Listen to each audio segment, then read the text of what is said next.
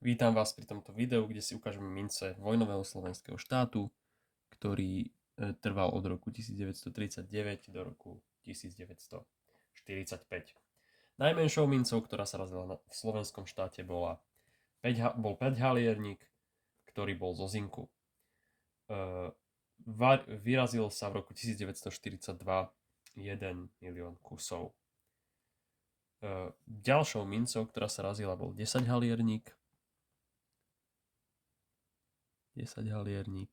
na ktorej je vlastne zobrazený Bratislavský hrad, a v roku 1939 sa vyrazilo 15 miliónov kusov. 10-halierník bol z 92% medi a 8% zinku. 20-halierník od roku 1940 do roku 1942 sa razil z medi 92% a zo zinku 8%, takisto ako 10-halierník, a vyrazilo sa v roku 1940 10 miliónov 972 tisíc kusov.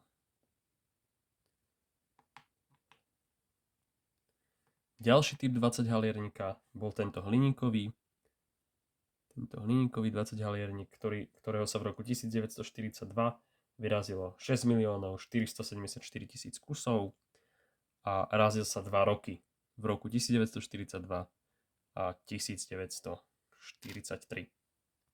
Je celkom zaujímavé, že v roku 1942 sa razili obidva tieto varianty. No a ďalšou mincov je 50-halierník.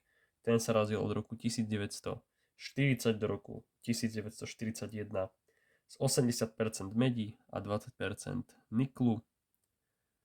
Na tejto prednej strane je teda pluh. A v roku 1941 sa vyrazilo 8 miliónov kusov.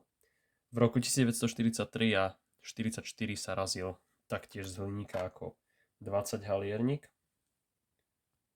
Ďalšiu tu máme jednu korunu slovenskú. Celkom zaujímavé, že sa volala koruna slovenská KS a neskôr teda už v Slovenskej republike, ktorá vznikla v roku 1993, sa používali slovenské koruny, vlastne tie písmenká sú len prehodené. Ale tak slovenský štát sa oficiálne tiež volal Slovenská republika. Takže jedna koruna sa razila z 80% medi, 20% niklu a v roku 1940 sa vyrazili 2 milióny 350 tisíc kusov. Zaujímavosťou je, že tieto mediniklové korunáky platili aj v obnovenej Československej republike.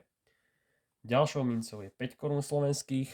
Tie sú teda z niklu, zobrazujú tam Andreja Hlinku a na zadnej strane sa nachádza teda slovenský znak. V roku 1939 sa vyrazilo 5 miliónov 101 tisíc kusov. Zaujímavé je, že ten slovenský znak sa až tak veľmi nezmenil, podobá sa súčasnému, len tie kopčeky sú dnes už trochu oblejšie a dvojkríž je trochu väčší. Čiže aj takéto zaujímavé veci si môžeme všimnúť na minciach slovenského štátu.